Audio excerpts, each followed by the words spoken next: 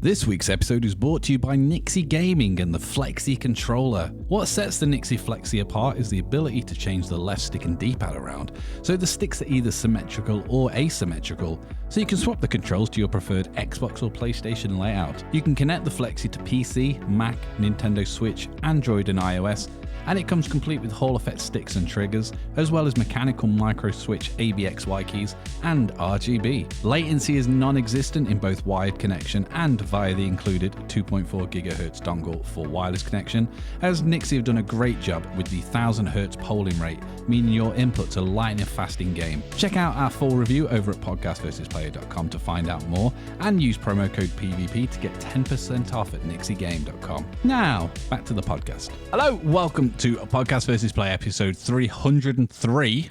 I'm one of your hosts, Callan, as always. I'm joined by a man who asked me why do women fart when they pee. I said, well, they can't shake it, so they blow dry instead.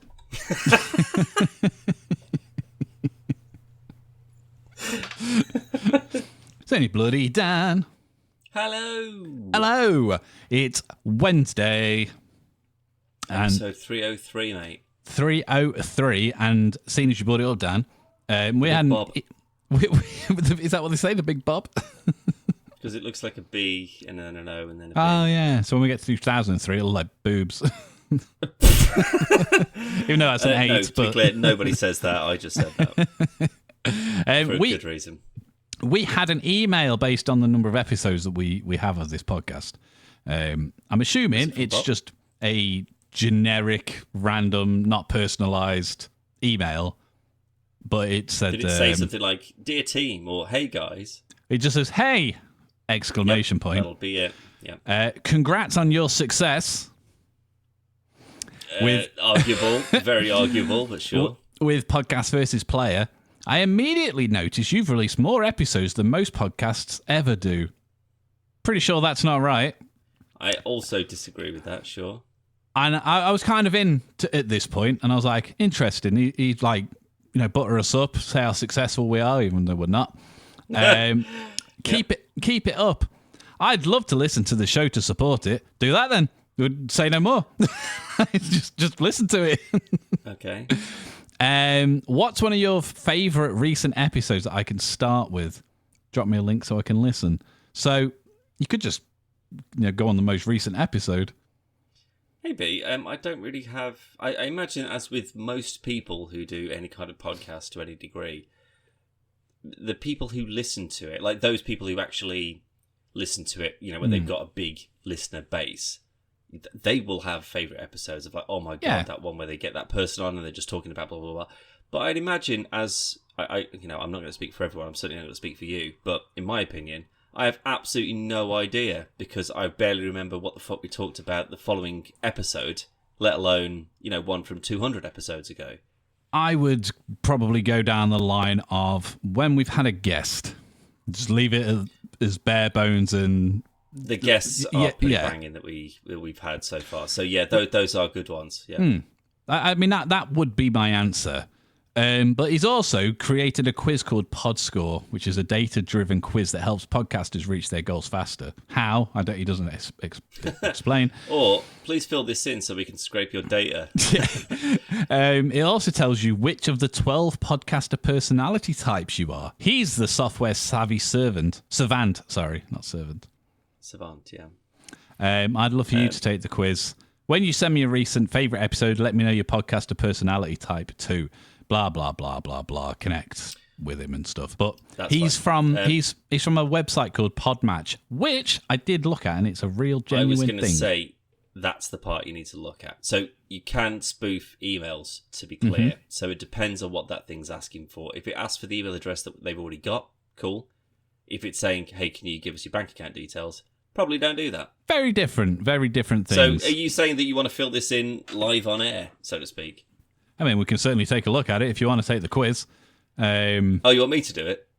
It's completely free, no upsell, no email list. Click here to start the quiz. The doubt button appears. No, it's 21. Average quiz completion time is 21 minutes. Bollocks. No, we can smash through it way quicker than that. Right, next. Oh, please enter the field. Oh, I have to put in yes. Are you fucking joking? I have to just type yes. Have you written down your why, reason, purpose for podcasting? Yes, we did. Down? We did, because I did that interview with Listen Notes. So, yes, I have. Sure. Do you know who your podcast serves? Us. Yeah, kind of. Something to do on a Wednesday evening. So, yes. What best describes your main podcasting goal? Full-time, create financial freedom. Add value / serve a niche audience. To change the world. Expand my influence and following. I need to set a goal for my podcast. Raise awareness for causes / business. Other / unlisted goal for my podcast. Or no goal. My podcast is just for fun. Change the world. So you want to change the world? Let's go. No, I don't. I've already clicked it, Dan. Oh. I can go back. Are we changing it to fun? Wait, have you actually clicked it? Yeah. No, dickhead.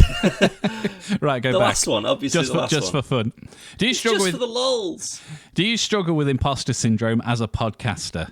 Yes. Absolutely not. No, this never affects me / us. No, never affects me. How would you rate your level of self-discipline?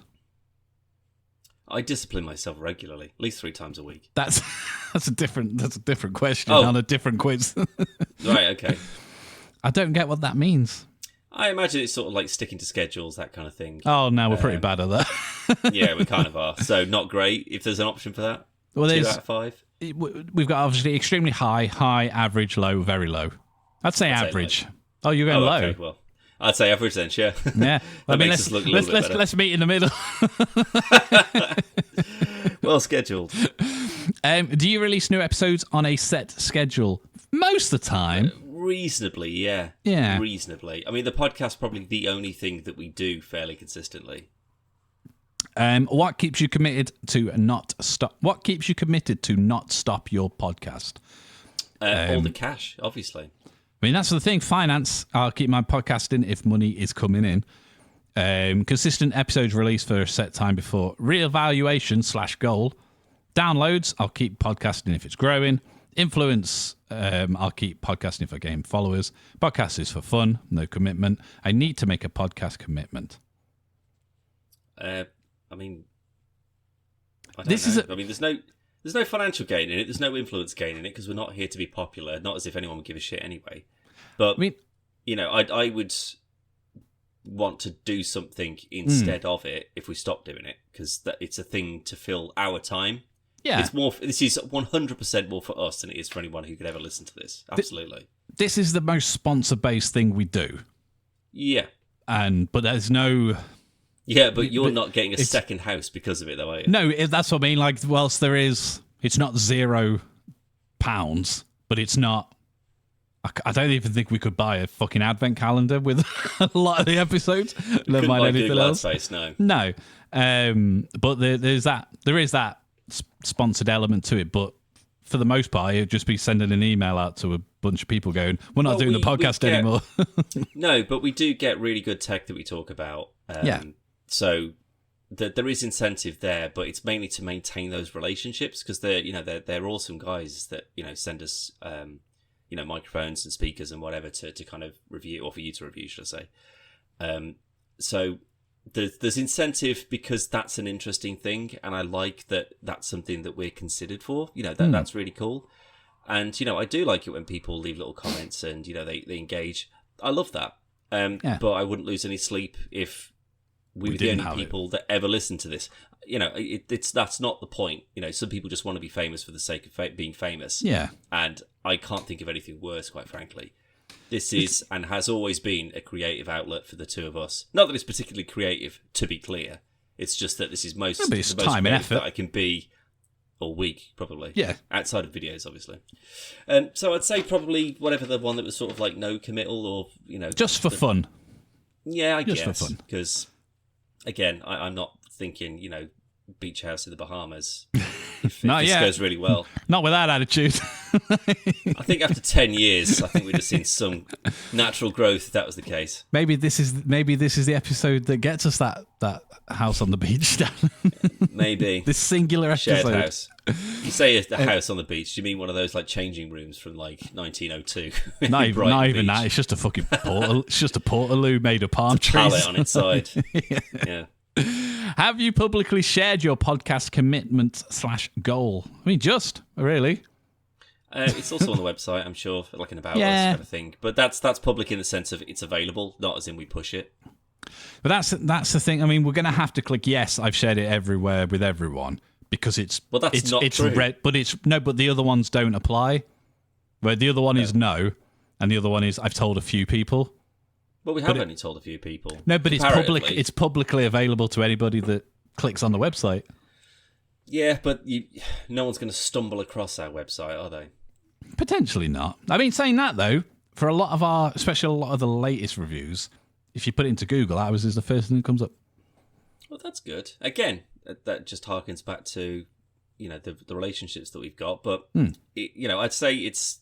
I'm not. No, I don't think we're pushing it out to any degree. So we'll just say a few then. Find it. A few. Yeah, makes the most sense. Yeah. Do you skip time with family and friends or stay up late to work on your podcast? Yes, this happens a lot, occasionally, but not often. Never. I've got my production streamlined. It's definitely not that one. No, I'd say occasionally. I've had to cancel podcasts to do other things, but then I've done the other way around too. Yeah, absolutely. So yeah, it's not like this again. There's nothing in this for us. If we just decide to not record for a month, the world isn't going to collapse, and we're not going to have people knocking on our door saying what the hell's going on. I mean, it's one of the this is a question for, I would say, years ago, this would be the case where I did not spend time with Zoe and Logan and stuff, but it was, you're going to have to fuck off for 2 hours because I need to do this. Whereas now, because we're more structured based, it works. And even obviously Zoe's not here at the moment, but but even if she was in, she wouldn't go, you can't do your podcast because this is the day we always do. That's just the plan. Exactly. Again, at this point, it's been years. Yeah. So it's, that's the case. Like, the people I live with, it's a case of, by the way, on these days, at these times, sometimes I may not be, but if that's the case, just try and keep it down if you can. I'll try and do the same, but I'd say we work around this as much as we work around private, personal lives. Yeah, that's as well. Yeah, that's about right. I'd say. So I'd say the closest is to that. Occasionally, but not often. Sure. I'd say. Do you schedule time for life out? This is the same question. Do you schedule time for life outside of podcasting? Yeah, God. Kind of stupid question. Doing this all day. But this would be. What the fuck would we talk about? But who does a podcast suppose you just do surveys day? Online.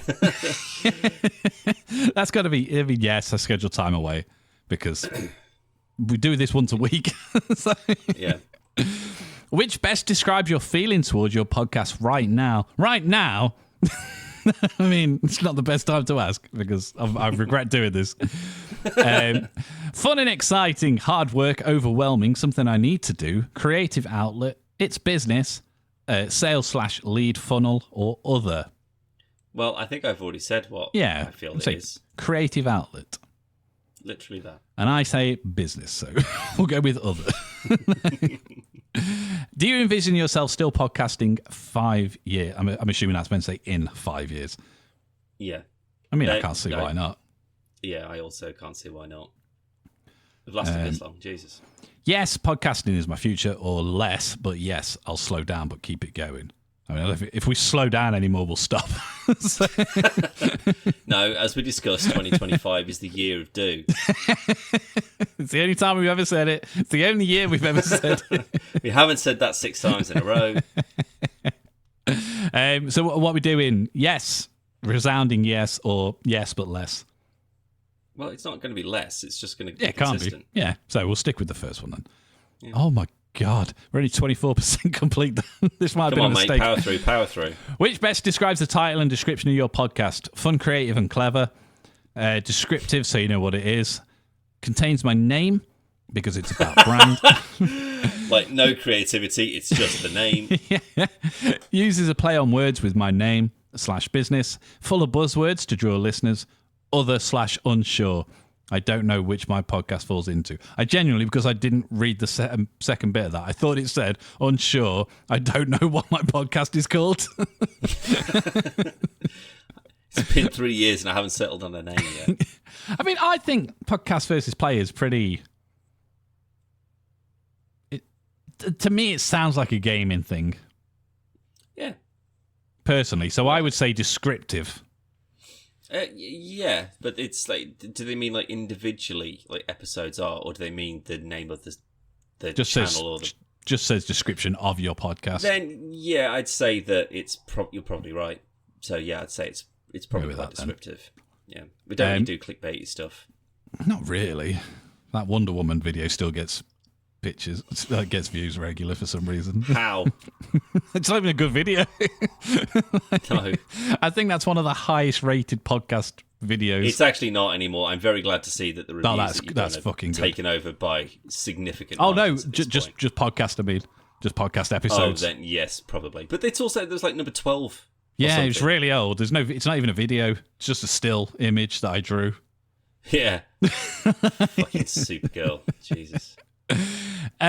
Which describes the format of your episode titles. I'm not even going to read them through. I'm just going to find the one that it is because I always name it. Title includes keywords that reflect the episode. Yeah, that's right. Yeah. So there's too many for the most part to click through. Sometimes it'll be like Dan shit on a train or something. Like the one thing that. If that's what we discussed, then it's still descriptive, isn't it? It is, but that's not the... There's always a reason for the episode of the part. Like, we have a particular thing to talk about today. Yeah, but it's also not labeled... It's not titled, like, Dan did what on a train? And people go, oh, we've got to listen to that. What did he do with this shit? It specifically says what it is. Yeah. But, yeah, so we'll stick with that. Sure. Which describes the format of your episode descriptions. And again, same thing... Description includes keywords that reflect the episode. Yeah, because it'll always be, this week we talk about... So what I've started doing, if we've talked about a trailer or something... this out any longer than it needs to be. Yeah, we'll go off with that. Which best describes the niche / focus of your podcast? Cover a broad range of topics. Every episode stays in the narrow niche. All content focused. Every season different topics are covered to offer variety. Random. Other, I'm still working out and figuring my niche. I mean, we're not a niche necessarily. Like niche is like we're only talking about all the croquet, medical porn that exists on the web. Stay tuned for 304. Bandage sluts too. But like that's a specific niche for people who are looking for information or whatever about that specific thing. I think we're a bit more broad. But we tangent all the time. We do, but it's very rare that we stray from video games, movies, or TV. For the most part, for the most part. Yeah. So would you say we cover a broad range, or? I'd say so. Yeah. We cover various bits and pieces. Yeah. How does your podcast serve listeners? Belonging / community, encourages / motivates. It's 100% that one. Fun and entertainment. It motivates people to not listen again. Yeah. Encourages people. I wish fucking Rooster Teeth had fucking stuff.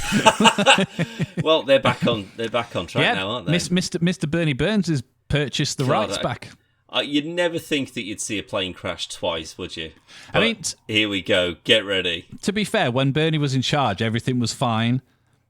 But when he left, that's when everything was like, nah, because he lives in Scotland now. Now he can buy it back for 40 grand and try and milk the hardcore base that used to exist. Funny you should say that. He put a very quick trailer thing up the other day on Instagram.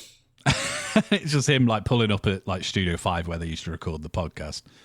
Going in, obviously it's pitch black. Turns the lights on. He's like, "What the hell?" He's like, "Guys, I'm back from getting milk or something like that." turns the lights on. Everything's just bare. He's like, "What the fuck happened?" Like, that's quite funny.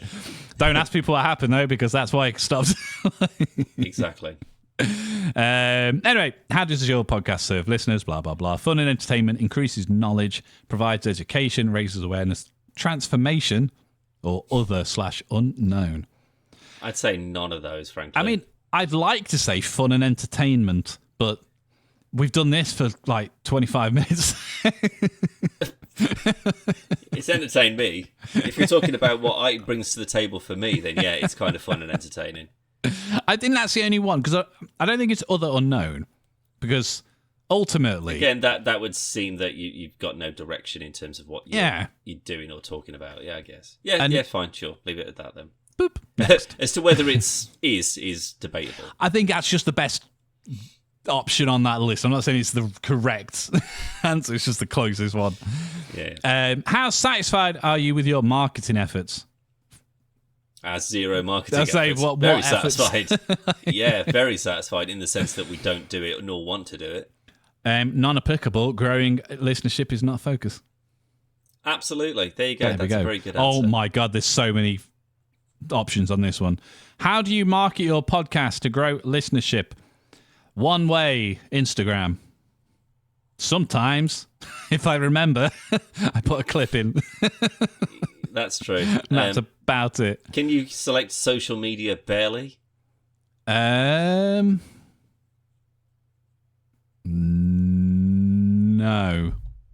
I mean, there is. I turn parts of the episode into shorts, reels, TikToks, other short form video, which for a long time I did after every single episode, and I even started doing them on YouTube as well. Yeah. So I'm going to click it, but it's definitely a lie. How satisfied are you with your podcast monetization strategy? You don't have one? I mean, we get the sponsorships, I suppose. Yeah, but that counts. I mean, there is somewhat satisfied. It's monetized, but would like to bring in more. But again, that means that we'd be pushing for that. We'd be focusing on that. We'd be trying to secure sponsorship deals and stuff, which we're just not interested in doing. We can go monetizing my podcast. Doesn't matter. It's not what it's about. Yeah, that's the closer. Like, well, we do get like sponsors and everything else. If they went, we'd still do the podcast. Yeah. So I think that one. It is a nice little bonus that some people have reached out and said, do you want a code or whatever? This week's brought to you by NYXI with NYXI Flexi as well. So visit the link in the description and get 10% off. That's what you get PvP. For your money sponsorship deals. a random 5-second insert when we remember you. In all fairness, it will have already played before we started. Of course it would have, yeah. a pre-recorded ad roll. How do you monetize your podcast or plan to in the future? I mean, advertisements and/or affiliates is the first one on there. I think that's the... Are you sure this isn't just registering you for like 400 different lists? I haven't had to put anything in. So you don't advertise anything so far. So, here's this company that will help you advertise. Do you reckon we're going to get through all of this? Because we haven't had to input anything, like email or anything. And then get to the end and go, to get your answer, fill in this. Just fill this in. £5. National insurance and bank details. Everything else. So I've just put advertisements and/or affiliates because we already do that. And everything else doesn't seem to be like podcasting 2.0 value for value. What the fuck does that mean? Oh, wow. We're so out of the fucking scope. Exactly. I don't know what the hell podcasting 2.0 is. Is that when you don't need a microphone anymore? It's just you just chase people down the street telling them your thoughts and news. That's most TikTok videos. Yeah. Do you have a list of future topics to cover on your podcast? No, because we just look at the news on the day and pick one. Yeah, pretty much. Well, that's how you get the most up-to-date, useful information. Exactly. We didn't do last week's podcast because we was late and the news we were going to talk about had already happened. Mm. It it already gone, so there's no point talking about it, which is why we didn't. Do you have a consistent episode duration? I mean, we try to stick to it, but we never do. No. Just know in our hearts we meant to. Whenever it's 2.5 hours, it was not supposed to be. We just got talking about Star Wars or whatever. Yeah, and sometimes the hard drive filled up. So no, my podcast is. Which best describes how you feel about creating extra content to share about your episodes? Did we create extra? I mean, we used to do the PvPPS. Yeah. That was extra content. And I mean, everything else that we do on YouTube and whatever, that's all extra content, isn't it? This isn't just a podcast-only channel. No. It's just one element of what Podcast Personality Player does, I guess. Yeah, I mean, podcast is the podcast, the players, the let's plays and whatnot. Oh, wow, I didn't even think of it like that. But yeah, you're right. I mean, I thought that's what it was. I mean, absolutely not, it wasn't. That's just a me thing then. Yeah, clearly. So we'll put, it's fun. I do as much as I can for every episode. I see results and have a set plan. I aim to be active. I don't have time or energy. I mean, it seems like it could be that. I'm going to say it's fun. We do as much as we can. Yeah. That seems which is true, right. to be fair. Do you aim to produce evergreen content for your podcast? That climate stuff? No, those are trees. So, are we going to do podcast about trees? I assume that the fact that we have to Google it means that no, we're not. No. So, evergreen content, is that what it's called? Evergreen content. Oh, okay. Yeah, that makes sense. And evergreen content is content that remains relevant and interesting over a long period of time. So, you talk about, like, you know, like when people do, like, murder mystery, crime investigations, you know, that's not a topical thing necessarily. You know, it could still, you could listen back to it in 3 years and it might still be relevant. You know, you talking about what happened on EastEnders is only relevant for a week or so, and then it's not. So evergreen would be, you know, when people make like documentaries, yes, for like an hour and a half talking about a specific subject or historical event or whatever. I'd say that is more evergreen, which is absolutely not what we do. That's 100%. Like we've had ideas in the past that we didn't do. Like we had one. I'm not. I can't say it because it's not exactly a secret. But we was going to do a podcast show. I don't know if you do remember, because you forget things that happened yesterday. But during COVID, we were going to use Swell to try and get people on board to take part in like a serialized podcast. What? Do you not remember this? No. What was that? I've still got all the scripts and stuff, but we got a script. Yeah. Right. So it was a bit more like what was the old radio show? Like narrow it down. You'd listen, like your nan and granddad would put it on to listen to their stories. The Archers. The Archers, that kind of thing, but like murder mystery style thing. Right. Actually, yeah, no, that does sound familiar. Yeah. So like people would just read their own little bit parts or whatever. Yeah, and then obviously we slap it together. Yeah, that does sound familiar, actually. Yeah. Well, that seems like we'd be branching out a bit too much. Then that goes against the very ethos of Podcast Personality Player, which is minimal effort, minimal rewards. Profits. Oh yeah, that's it. But even if we had saw that through and did it, that's not this podcast. No. That's a separate I imagine, thing. though, that I assume that this is just targeted at people who primarily or only do one podcast show, if you want to think of it like that, which is the podcast, yeah. So I'm going to say no, my podcast covers news, current events. I mean, not relevant to everybody, but yes, it's at least current events, yeah. Do you have documentation, training, and a detailed checklist for every step of your podcast production process? Mm-hmm. Yes. So, I've got qualifications that I've actually put on our website, Daniel, but they're not related to the podcast. They're just stuff that I did to get certificates, it's like audio engineering and stuff. But we were doing this way before all that. We do have a detailed checklist, but that's only for recording Let's Plays. And that's like, turn this off, make sure this is on, blah, blah, blah. But which is also something that don't follow anymore, because we recorded Red Dead the other day and my HDR was on and it shouldn't have been. Yeah. So I'm not saying we stick to it. I'm just saying we have one. So I'm going to say, the thing is, we're going to say no, but it's kind of yes. Well, I've said no. Do you feel stressed or overwhelmed by the production process of your podcast? Do you, Dan? No? No, I don't. We typically ring each other, or face to face if we're with each other, talk for longer than we should, and then do the podcast. So I'm going to say no. Are you using software /services /tools to help simplify your production process? Now, it's like the Stream Deck and that kind of thing. That's the point of that, isn't it? I would say this is leading more to, are you using AI? Ooh, no. Which obviously we don't. But PvP stands against AI, except in the hostile takeover side of things, in which case we're all for welcome our new computer overlords. It's fine, we love you. But you can get so on our videos, not so much podcasts, but on our videos, we'll have a lot of text coming up where you've said something, I've said something, we're singing something or whatever. And I do all of that manually. But you can get AI plugins for Adobe Premiere and DaVinci Resolve and stuff that the AI generates it for you. There's even a Resolve plugin made by someone that is impressive, but again, I wouldn't use it, where it will cut to the person. You've got multicam, so like how we have here, or even if we had 3 or 4 people on, it will cut to the people depending on who's talking. Mm-hmm. But I can do that myself, so I don't see the point in that kind of assistance. Stream decks and stuff, on the other hand, I think is a pretty good addition to any setup, whether you're doing a podcast, whether you're doing Let's Plays or whatever you're doing. They're really fucking handy. The downside to it is I've had to move it to the other side of my desk and I can't reach.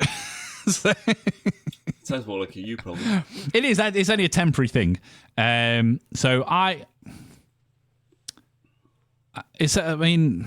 Says yes, I have the ideal toolkit for simplification. No, I'm overwhelmed by the process and I'm unsure of what I need. Or somewhat, I'm still searching for solutions to help my process. Well, I'd say no, we do have the toolkit. Because being overwhelmed, I'd say so. You've recorded it and just go, I have no idea what to do with this. Yeah, when we first started doing this, we were bodging videos together in the Microsoft Film editor, the free thing that you just get with Movie Windows. Maker. Yeah, with Windows 10. It's got no. There's no editing options in it really. You can literally just sort of do put a bit together. of cropping, yeah, and that's it. And then save it down. That's pretty much it. So we do have quite a lot of software in order to help, but it's not. It's helping with the recording and then the editing process. It's not the creating process. No, we don't have anything to help create. Really, it's just us and our magical charm, Dan. But I'd say, equipment-wise, we've got a lot of equipment that we use. We've got a lot of software that we use. We've even got fallbacks for if things go wrong. We've got something else we can do, which obviously, like you say, when we started out, we had none of that. Yeah. The very first podcast that we did that didn't record properly, we did on our phones. Yeah, on Skype. Yeah. And it didn't record, so let's do it again. Do you review your podcast production process to find ways to simplify, streamline, and improve it? Pretty sure this is the same as the other one.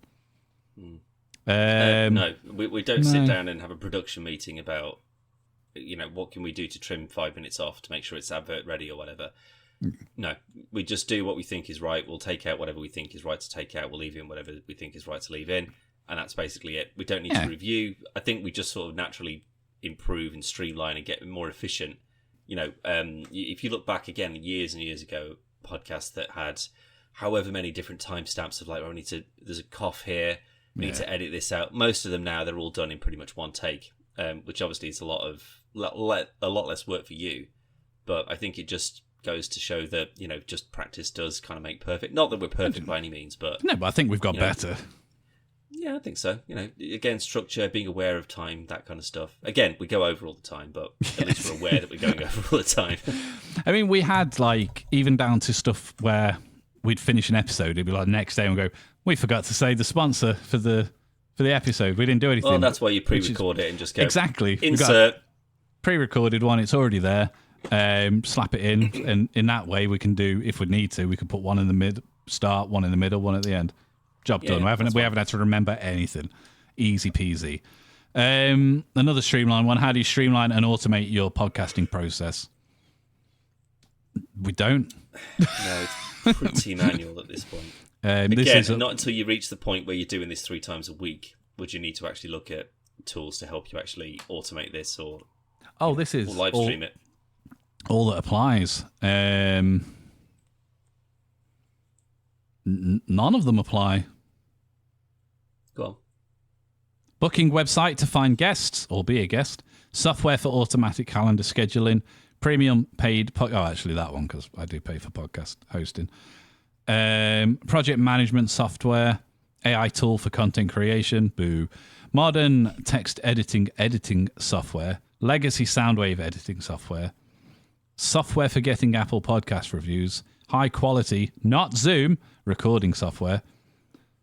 Other tools streamlining, automating, or non-applicable. I mostly use manual process. Well, that one. I mean, other tools for high quality.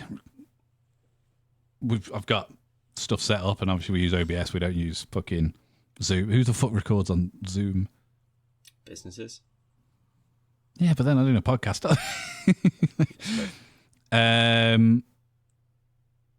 Well, I don't know what a modern text editing software is. Doesn't matter. No, yeah, we'll just leave it at that. Next. How do you handle podcast editing? I edit my podcast. Does somebody help you with your podcast task work? No, I'm a one-person show.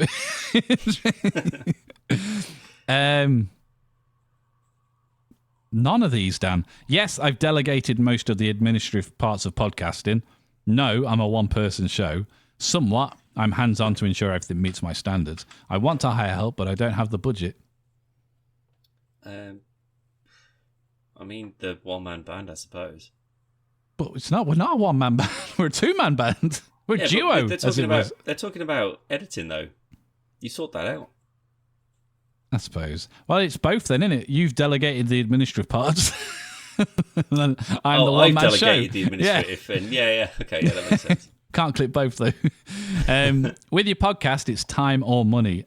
Is time or money the more valuable asset? I mean, time. Yeah, absolutely. How do you talk to your listeners? One-on-one video call. What? Thanks for listening. One would be silly enough to Thanks do for that, listening. Hello, random person on the internet. Tell me about your hopes and dreams. That's through website, yes. Email, direct. Interactions, random, yeah. I'd say that. Or talking to listeners is not my priority. Well, I wouldn't say that that's true. It's just that we don't have a huge amount of people contacting us. You know, there's loads of people talking to us on the YouTube comments and stuff, which is great. So we just answer them and talk to them whenever they leave us a little message. Yeah. So I put through website, email, because we do get emails, and then interaction is random. Because if they don't leave a comment, we won't say anything. Yeah, no, that sounds about right. What stats and data do you review and evaluate to determine how to improve for your listeners? We don't. No. Again, there's no real analytics that we look at. Don't care. Although, other than just sort of general sort of like country figures, I guess. You know, like if we got a specific demographic, if we got a specific China, US, and UK are our biggest listeners. China's interesting. Yeah. But again, a lot of them, like some of our, so a lot of the controller stuff, they are Chinese-based companies. They're Chinese companies, aren't they? Yeah. So that makes sense. But how do you mention your podcasting conversations? I don't. I usually interrupt other people's conversations to inject various factoids in my favourite episodes. So when they're talking about the bus being late, like, oh my God, on this other day on the podcast. And then that's how you naturally force people to go listen to you. I'll be honest, I have been that person, not that, but I've been that person where someone says something and I'll go, oh, me and Dan talked about that on the podcast the other day. Because we did. Yeah, which is also true, but it'd be the same as if I saw you at the pub and went, oh yeah, mate, I was talking about that with my mate on the pub, yeah. So I don't see it any different. So I'd say, I reference details from the episode that support the conversation. Well, yeah, that is true. Yeah. That's true. Do you stay informed on how podcast listeners are changing or evolving? Yes, I learn from trusted sources. I randomly make discoveries, but I'm not intentionally stayed on top of it. No, I understand my listeners. I mean, none of them. To be fair, if someone sent us a message or an email or a comment saying, I think you should change your podcast and you should do it like this, we'd go, no. Yeah, fuck off. This isn't for you. As we've established, this is for us. This isn't for you. If you happen to listen, you happen to enjoy it, that's cool. But keep your opinions to yourself. I'm joking. That's what I think, though. You can leave a message just saying, "Oh, have you tried doing this?" Or, "Oh, that microphone's a bit shit. Do you want to get a new one, maybe?" To be fair, anything that you probably thought of, we probably thought of as well. It's just that we don't care enough to fix it. Ages and ages and ages ago, Dan, and I mean a long time ago, I think I was using my laptop microphone, like built-in mic, and you had this shitty mic before you had the Samsung one. And we actually had a comment saying that they enjoyed it, but you really need to invest in some like decent mics. And we was like, yeah, we fucking know, mate. But this is what we got at the moment. And I do think now we're at a stage where, like, I'm generally, if something's gone wrong, like I've knocked something on the desk and I've fucking banged the gain up on the mic or something like that, and I don't know. And then we finish, I'm like, what the fuck's gone on? Why is this so bad? Right? Yeah. I think there's nothing worse in a podcast than bad audio. Yeah. Whether it's like whether it's an audio podcast or a video podcast, the audio is the important part of it. And I think that's, if anybody ever asked advice, that'd be the first thing I say is just get a good microphone. Fuck everything else off. Just get a good mic. Simple as that. Yeah. But that doesn't answer this question though, Dan. So I'd say random. I randomly make discoveries, but I've not intentionally stayed on top. Maybe at a stretch, maybe that. Because I suppose I don't really listen to a huge amount of podcasts, so I don't know how the platform or the format itself, has changed or evolved in any way. I do, and I wouldn't really care to try and steer what we do in a specific direction because it's popular or because that's what people do now. We're not sticking to the format that we've had for the last God knows how many years because that's just what people do. That's what everybody does. It's just because this just works for us.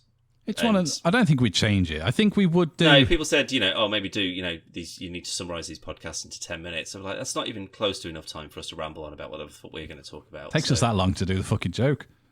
But I think if we had, say, we did an episode that was the topic was really fucking despised, and it was one of the most unliked videos on YouTube or something. Probably stay clear of that topic in future. Maybe, but that's also good sense. Yeah, but that's what I mean. I think that's the only thing that we change. Yeah, we might flip the cams around. I'd also like to think that we're not stupid enough to talk about, the benefits of abortions or the benefits of not getting abortions. Like polarizing and divisive topics are obviously popular because it will inflame one party. If you go, oh, well, Trump's the worst guy that's ever lived, obviously all the Trump haters are going to jump on it, all the Trump supporters are going to jump on it, and then all you need to do is just halfway through the video and go, but that that's just an opinion, and that's not necessarily our opinion, it's just that this is what something is showing or whatever. Yeah, it's good for engagement. Yeah, exactly. You're trying to get engagement. That's exactly what it is. And I don't really care about the sort of the topics that are divisive enough, because I'd rather talk about things that I actually enjoy rather than just things that people are going to listen to see if they agree with me or not. Because I'm not too fussed if they do. The only positives I ever see, and the only ones that sort of make me think, yeah, maybe we should carry on doing this, is usually when you've done a review and someone's like, this review's really good, I'm actually going to get one of these now. Because then that means that, well, you've actually had some kind of impact. Do you know what I mean? And that's a good thing. But I just don't want to specifically do stuff like that because then you just sort of like, oh, we've tried every KFC in England and they're all shit. We couldn't be a review channel. You're just trying to get people to engage and just say, well, you're wrong, because it's another number.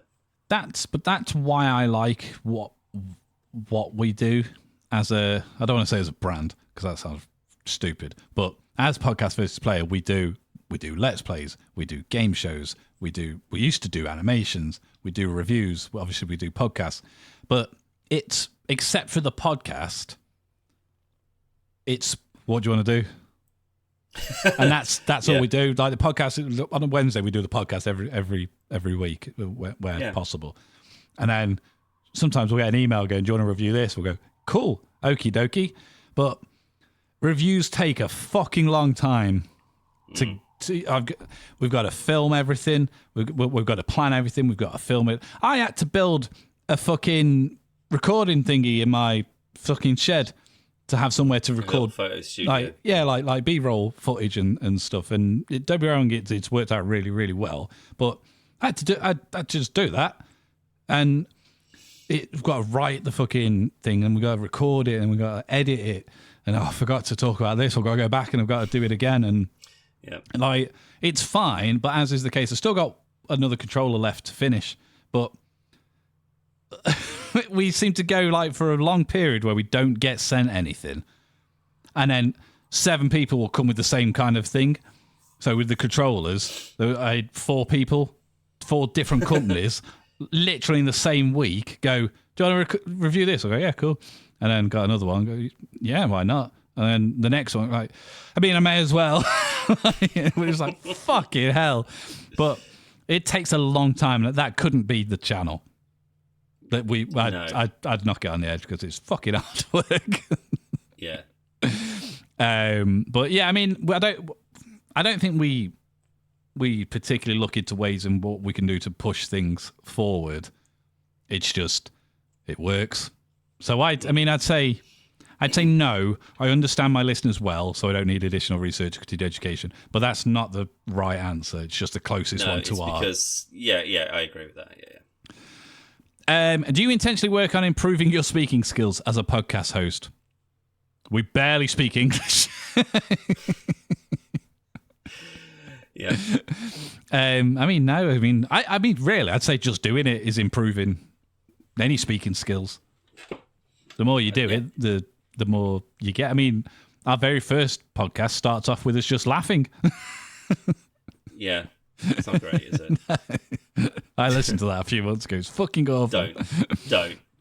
Oh, not intentionally, but I'm getting better just from a repetition and practice. Again, we've done this enough time. I've spoken the English language long enough at this point to think I'm pretty good at it. I'd like to think so. Yeah. Which mic and camera do you use? Select one of each. Microphone, laptop built in. Microphone, decent but can hear background noise. Microphone, high quality dynamic microphone. Camera, non-audio only.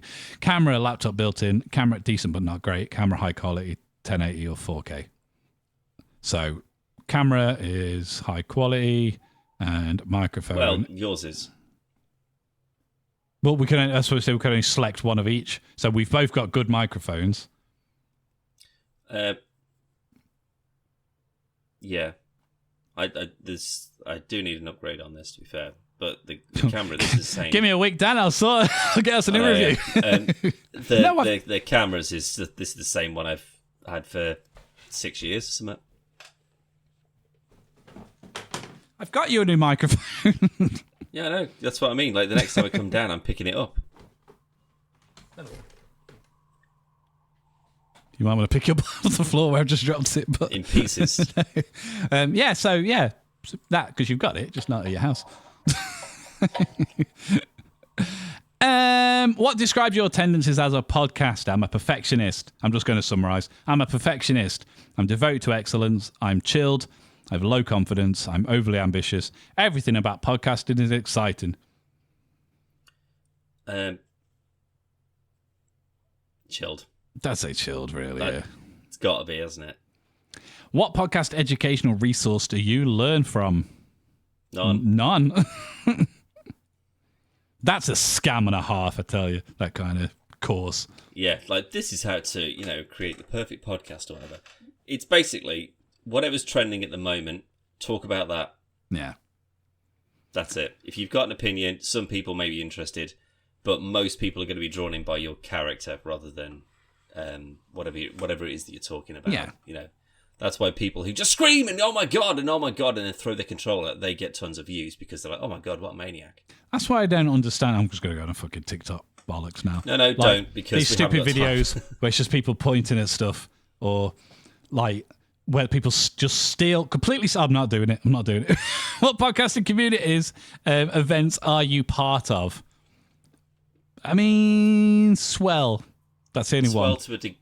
but we don't really use it as much as we wanted to. No, but we should.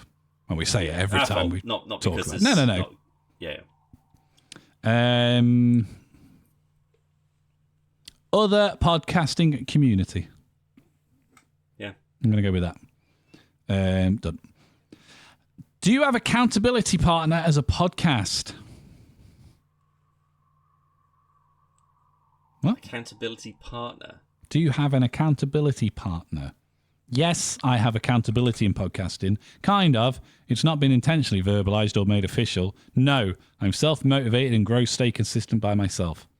Yeah, maybe that's like if someone's invested in you to, pump out podcasts, and and then you end up talking about something you shouldn't have done, and then they have accountability for the stupid thing you've done, or they're responsible for the financing or something, maybe. But either way, no. If it's something we don't know about, it probably doesn't apply to us. Yeah. How do you explore partnerships and collaborations and opportunities with other podcasters? Most part, they just options? Schedule a video call to explore what's possible, a virtual coffee. They fill out my form to share details, and I decide if it's worth the time. Communicate via messages and emails. Exchange video/audio messages to hash out details. Connect with other podcasters. I'm open to anything. Non-applicable. My path direction is clear. My strategy differs from anything listed above, or I'm unsure. I've not connected with other podcasters yet. I'd say... Probably messages, like emails and messages. I was going to say I want to connect with other podcasters, like Swell and stuff. Yeah, but we do. It's not because we're not being successful. We're just not doing it. Like if we were to put a message out today to say, we're just looking for a random podcaster to come on our podcast and talk about whatever it is that you would usually talk about on your podcast. Doesn't matter whether it's about botany or astronomy or osteoarthritis. Whatever it is that you usually talk about, why don't you come on and tell us a little bit, educate us a little bit for a subject that we would have no usual exposure to. Yeah. That would be us trying to get people on board. But we don't do that, Again, when we were on Swell, we've had people like Todd that we've had on. Great bloke. Because, we sort of put it out into the ether and they responded and were like, yeah, I'd love to come in and chat about whatever. We could do it every day, mate, if we wanted to, and try and drum up business to that same sort of degree. We just don't. The option's there, and we just don't do it a huge amount. But it's also because our time's also quite restrictive as well. You with your family, me with work and bits and pieces as well. Plus, a lot of the people we've had has been American as well. So you got exactly, a lot of the Swell audience is in different time zones. Again, we can always try and make it work, and we'll always want to try and make it work. It's just that we don't push hard on it because, again, it's nice when it happens. It's just I don't want it to be too forced. I don't be like, oh my god, another one we've got to talk to about fucking eBay or whatever. Like eBay. I don't know. I will say, from a success rate, thinking back, and I could be wrong here, anyone we've ever asked to come on the podcast has, with the exception of 2 people. One was our good friend, oh my God, I forgot his name, but from Obsidian. Oh my Mikey. God. Well, Mikey Dowley. Yeah, but Mikey came back. He's the, I don't know if he still is, to be fair, but he was like the community manager for Obsidian, I think. To be fair, we should probably reach out to him again, given that Avowed's just come out. But I emailed him probably 18 months ago at this point, if not longer by now, to be honest, mate, and said, we haven't spoken in a while. I've still got that Christmas card from Obsidian, that he sorted out. He's obviously got the Archer Protocol t-shirt that was put up in the Obsidian offices that you sent, that you drew up and that we sent to him. And he came back pretty quickly. He was like, yeah, I'd love to. Yeah. And then we just haven't really again, that's probably on us. We just haven't really found the time to make it work. Again, he's based in America. But that's not because he just didn't come back to us. It's because I just don't think we could. Just didn't work out. I just don't think we didn't follow it through. Yeah. But I'd like to be fair, because he does seem like a nice bloke. And I think that he could come on and talk about Obsidian games, which I could, to be fair, for hours on end. So I think Mikey would be a great get. And the only other one that I asked, was Henry Cavill. Well, I know that Henry's quite busy at the moment, so he didn't even get back to us. Time.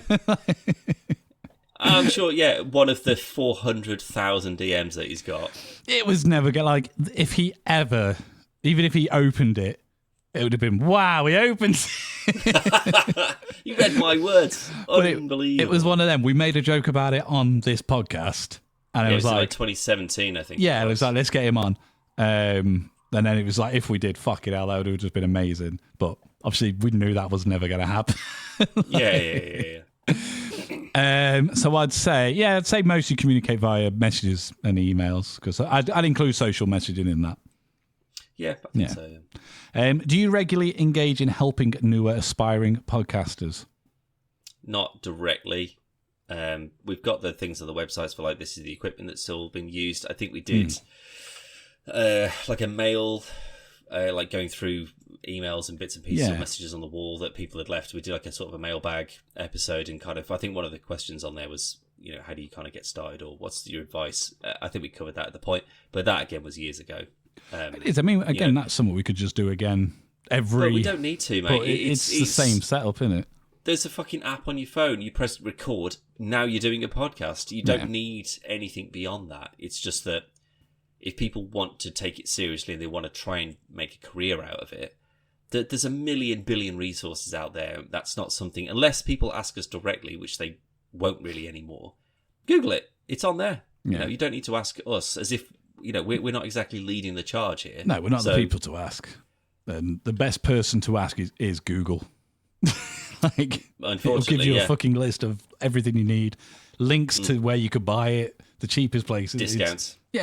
It's just common sense. So I'd say sometimes I've helped a few people, but not frequently. Yeah, that sounds about right. I think that's about right. What are your top 1 to 3 primary ways of finding podcast guests?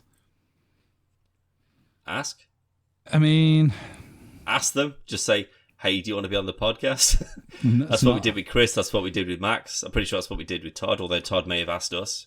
Yeah, Todd had asked us. But there isn't anything on there for that. You can put other methods, but that's not one. So we'll say other methods. What are your top 1 to 2 primary ways of getting Apple Podcast reviews? We don't do anything. Although we are ranked 5. We're 5 out of 5 on Apple Podcasts.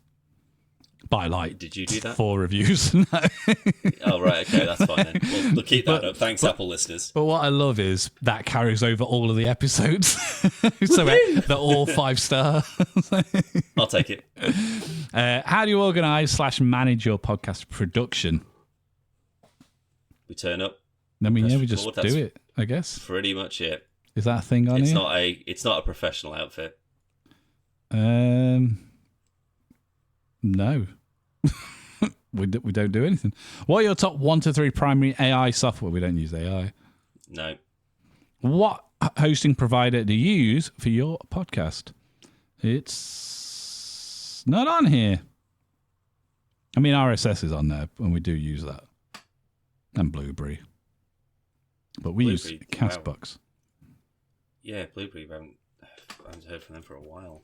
What software do you use to edit your podcast? Adobe. It just says Adobe, but I'm assuming that means Audition. What software do you use to record remote interviews?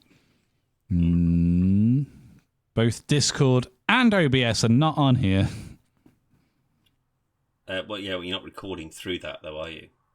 The conversation is had through that, but you're not recording it through that. Audacity should be on there. No, what software, like record remote, so like, how am I recording you now? OBS. But what is on there? Clean Feed, Google Meet, Ecamm, Microsoft Teams, Restream, Riverside FM, StreamYard, Descript, Zencaster, Zoom, other recording software. I don't record remote interviews. Well, then other. It's other, but OBS is the most widely used software. Maybe not in every podcast industry. Well, they're fucking stupid then. Why would you pay? Because Riverside FM... Focus. In podcasting, what's the single biggest struggle you're facing right now? Optional question. So next. Please. The length of this. Podcast, blah, blah, blah, blah. Optional question. Next. Please enter in the text field. Nothing. 100% complete, Dan. Woohoo! Right, what's podcasting? I'm not even joking, Dan. Order? What did I say earlier? What? Your podcaster personality type is ... Enter your info below to see your results. Go on. What's it asking for? First name, last name, email. How many episodes have you released? And what's your podcast name? Okay, well, that's information they've already got. Yeah. So shall we just... our name would be podcast versus player. Yep. Email address, podcast number is 302, technically. What a fucking piece of shit. Your email address is the one that they've already emailed. The one that they contacted. Boop. How many questions? 302. Podcast versus player. I confirm that I won't be discouraged by my score. Instead, I'll be motivated to improve. I love the fact so is that it going to be bad? You're a terrible podcaster. Give it up immediately. Start. You're a balanced broadcaster. You excel in the area of self-care and understand the importance of time away from the microphone. Congratulations. You're a certified awesome podcaster. I'd love to know what the bottom of that scale is. It's like, you do not have focus. Well, shall we do it again and see what... Absolutely not. I'm going to cut most of this out. Yeah, that's fine. Fucking Christ. Anyway, Dan, I got some news for you if you're so inclined. I don't know. I'm about ready to go now, but sure. Andor Season 2. Woohoo! The trailer finally has dropped, Yes. Callum. I'm very excited. You know I was a big Andor fan. See, I liked Andor. You loved Andor. I dare say you think it's the best live-action Star Wars Disney Plus show. Yes, that probably tied with all of the seasons of Mandalorian combined. Because there's not great episode. I wasn't exactly a fan of The Mandalorian as soon as it came out, because it was very just sort of like, here he is just walking through the desert. Here he is walking through the desert again. And I was like, fucking hell, get to something. Whereas Andor just, I as we discussed at the time as well, I watched it in like a couple of batches. So I think I watched like 3 or 4 together. Yeah. And then the rest of it like in one big go as well. And that infinitely helped. Because there was, and your point at the time was that, there was a build-up episode to a big cool heist or whatever, but then you'd have to wait a week for the payoff, and you kind of lost some of the impact of it. Wasn't even that though. It would be, you'd have an epic. Like, fun enough, I talked about this with Zoe yesterday when the trailer came out, but it was the way I always describe it. Like, I liked Andor; it was good, but the 100% the best way of watching it is how you watched it. Just wait till it's all out, watch it in one smooth go if you can. But the way I watched it was you had 6 episodes of Andor talking about doing something, but not doing anything for 6 episodes.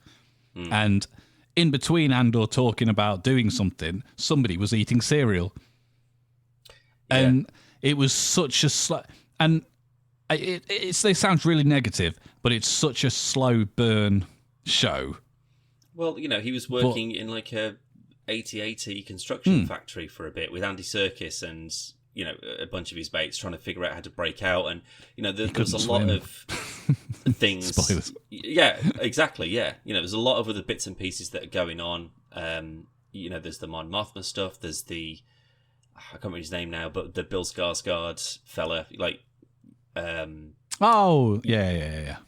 The bankrolling, the sort of the rebellion kind of thing, and his sort of like shop of Easter eggs, and then there was the ISB thing, like that guy trying to get in with the ISB, and then you've got a heist of like all the stormtroopers payroll sort of thing, and on top of that you've got some like really dodgy choices made by this guy who's supposed to be the hero of the story by not being a hero. He just outright murders people. He's not a good guy by any means, but you understand as to how he gets to be very good in the rebellion because he's willing to get his hands dirty. And that together was a really, really interesting story, rather than it's all just focused on, well, we've got to get this point to this point. We've got to explain how Boba Fett has gotten from being thrown in a Sarlacc pit to turning up in The Mandalorian. And it's this kind of retrospective whole filling of just sort of like, kind of like Rogue One, of just sort of like, well, the Death Star thing, there's a weakness, and it's dead that's obvious. That's what they've got to do, though, haven't they? And then they built a really interesting story out of that, and then that's what they're expanding on. And I think that Andor's kind of because it is grubby and it is dirty, and it's the sort of things that I feel that Outlaws could have probably leaned more into, like the game Outlaws, Star Wars Outlaws. Where what is it, Kay's still kind of, for the most part, she's an all right kind of person. She's not going to just go and shoot someone in the back. Whereas I feel that you could have gone a bit more heavy on that, and you could have been that kind of Andor-esque character, not just a Han Solo kind of, cool, I am a bit of a smuggler and I'll nick things off stormtroopers. But instead, they should have just gone, no, if you get, so you think someone's cheating at cards, shoot them in the face. Like Red Dead style, you can just be, a bit of a sort of like a Dick Turpin-y kind of like, haha, I'm going to rob you, but I'm going to be gentle and cool about it. Or, I'll murder you, your family, and burn your house down if you don't give me what I want, and then do it anyway. And I feel that Andor, as like a central character for a game like that, would have been really cool. Like to seriously get stuck into the awful nitty gritty of being like in the rebellion. It's not all kind of cool costumes and Jedi powers or whatever. People had to do really shitty, awful things to get by. And, to really sabotage. And I think that that's what I really liked about the show, is seeing that side of it more than you would just sort of like, everyone's a Jedi and everyone's flipping around and doing cool stuff. And the second season of this, like K2SO, we've seen, or potentially it could be the, whatever he was as a security droid before he gets reprogrammed or whatever. So it could be him as like a bad guy before he gets reprogrammed. There's a lot about this that makes me think this is potentially going to be better than the first season. I think it will be. I really, really enjoyed the first one. So I think that this having a bigger payoff to get them more towards Rogue One. Yeah. Yeah, I'm all in for that, 100%. I'm more excited that they one of the locations that they're in is the Rebel base on Yavin, which means we might see some people from the Rebels TV show. Well, I mean, luckily, Callum, they've already been cast. So if if there's going to be an Ezra, you already know who it's going to be. We might just see the same. I mean, they probably won't be the same Ezra because he'd be a lot younger in this time. That's true. You probably get Hera in. He's mainly prosthetics anyway. You could get Zeb in because again, he's just a CG character. Chopper Kanan, because he's Freddie Prinze Jr. apparently in everything. Yeah, Kanan. Yeah. Just, stick a mask on someone, give him a ponytail, bang, sorted. I'd like to think, though, that this is the sort of show that's a bit more grubby, so this may be the one where we get Cal. Kestis. If they're going to do it, it needs to be soon. Cameron's not getting any younger. He's going to age out of it. Yeah, he's going to age out of it eventually.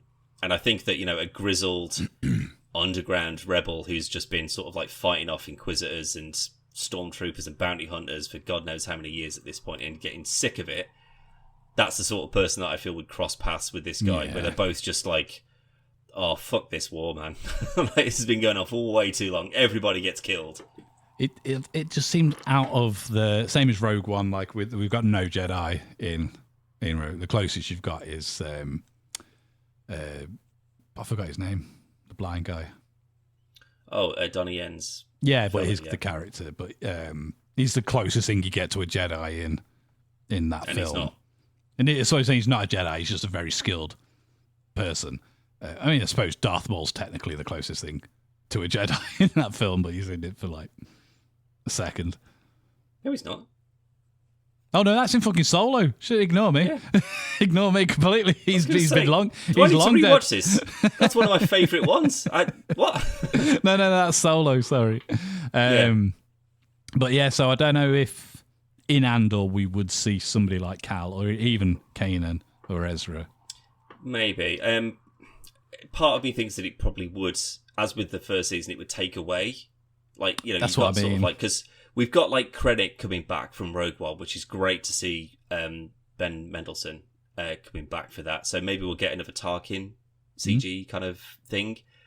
There's big hitters that are around that wouldn't look out of place in this, but I don't want Luke Skywalker turning up. Exactly. Someone like Vader, because it takes away from that story. But it's also, in what way would they cross paths? And if they're not sort of like trying to kick the shit out of each other, which obviously he wouldn't be able to do in any way, shape or form, then it's kind of pointless. The only way it would work is that, you know, he's going in the same way as with that episode of Mando when he goes with Bill Burr undercover, and you know they're in a Imperial base, you know, and everything's just sort of it's a bit more tension. So if he's sort of like going to like a big Imperial banquet or ceremony or something like that, and then Vader's there and he's just sweating because he's like, this guy's going to spot me immediately, or he knows that something's going to be wrong, and you know that if he clocks on, he'll kill him there and then. Like, that'd actually that'd be quite interesting. You know, him just trying to sort of like stay under the radar. That would be quite good. But again, then it's just sort of like, oh my god, Vader's in it, incredible. Get Vader in it. Oh, he's in it for 3 seconds, then fucked off. Because then it's like, well, what was the point in having him? And then you go, well, exactly. But then you get your Rogue One scene. No, because that's perfect. It's so good, Callum. Like, I just don't want that to be tarnished in any way. But no. But like, I just mean you can do a lot with very little if you do it correctly. True, but then with Obi-Wan, they did it very well. Like with him as a main character that was in it, you know, he's still you still saw him enough in it to warrant him being in it. The only good bits of that show, I still stand by it. Did not like Obi-Wan, but no, I mean it looks good, and I do think that the text comes up and it's like, first season of Andor was universally beloved by critics. I think that's in because everyone hated Acolyte and everything else. Remember, you like this one? Give it a shot, guys. Looking forward to it though. But even though I've just said the best way to watch it would be to wait, I don't think I can wait. I think it'll be a once a week job. I think they'll do a two episode upfront kind of deal. I think they may have done 3 when the first one came out. No, definitely 2. Did they do 3? 2. But like either way, I'd watch that, and then like that can't not be good. Again, with what they've done so far, I just can't imagine it being not good. But I think I'd probably watch those 2, get me hyped back up for it again, and then I'll give it 6 weeks, and then I'll watch them all. Unless you say, stop that, watch it. Just watch it. Like, watch it now. Like, you have to catch up. Because I was sick of doing that with like the fucking boys and Gen V and stuff, where I'm just like, I gotta wait another week for this. Like, it's not cliffhangering. Like, oh my god, tense. It's infuriating. Well, they've it's done annoying. Reach, is what it is. Season 3 of Reach is on now, and they put the first 3 episodes on last week. Now I gotta wait till this week to watch the next one. Like, motherfuckers, just stop it. Yeah. I'm more okay if it's 1. Just do 1 a week because I know what I'm building for. Don't drop 3 and then do 1 and then do 2, then do 1 and then do a double bill at the end. So I thought just do it or keep it coherent. Moving on though, Dan. It's confirmed Robert Pattinson will not be the DCU Batman. Okay, I'm not. I think he's really good. I think the Batman is one of the best. Excellent films. Maybe one of the best sort of like comic book hero movies. I think it's the best Batman film in terms of what's Batman. I'm not saying it's the best one, and I enjoyed it more than I enjoyed any of the others, but I think it's got... I think that version of Gotham is the best in any medium. I love that version of like the city's amazing. I do not want to go to that Gotham. Exactly. That Gotham looks awful and I hate it. Yeah. Whereas the Snyder Gotham just looks like, oh, is this just Chicago or whatever? Well, that's the same as Bale. It's just New York. Yeah. It just feels like another city. It doesn't feel like, this Bit terrible scum. place. It's meant to just be. It should just feel like it's either the rich or the poor, and that's it. There's just this huge divide. Yeah. And he's trying to protect one from the other, whichever way around that might be. And yeah, I just don't see with the new Superman, with that trailer, which I'm really on board for, to be fair. I think this could be the most accurate Superman. He looks like he's not jacked beyond belief, and he's not, just a wee little nerd. He's actually bigger than Cavill. Little mix. You don't look it, does he? Unless I think it's the suit. Just shot him in such a way that he looked so broad, and I mean he was jacked anyway, but yeah, but I just don't think that those two would exist together, like, because that Superman with him, saving kids or whatever, he would have moved to Gotham within 20 minutes of getting that outfit and just be like, I'll sort all of this out. Don't even worry about it. I'll burn this place to the fucking ground to start again. But I don't think Robert Pattinson's the best Batman. I like his Batman's ace. His Bruce Wayne, I think, needs some work. But that's because we haven't really seen him, being boardroom Bruce. He's just been sort of he's Bruce that's just outside of the office. Well, I always saw it as this is again. It's a year one Batman. This is his first year. Yeah, he's not playing this double life yet, is he? He's only just kind of come back. Like his parents are dead. Like he isn't going to be happy. Like a lot of people give credit to Christian Bale's Bruce Wayne, and I think his is the most unbelievable version of Bruce, personally. And I don't know what it is. I'm not a massive fan of Bale. I know he's fucking polarized and everyone fucking loves him, but I don't think he's a good Batman or a good Bruce Wayne personally. I think the films are excellent. They're very good, but they're not good Batman films because it's as far removed from Batman as you can get in terms of comic books. They've just made a grounded version. It's not supposed to be though. That's what I mean. And that's perfectly fine. But in my eyes, Ben Affleck is the most comic accurate one, just in the worst possible films.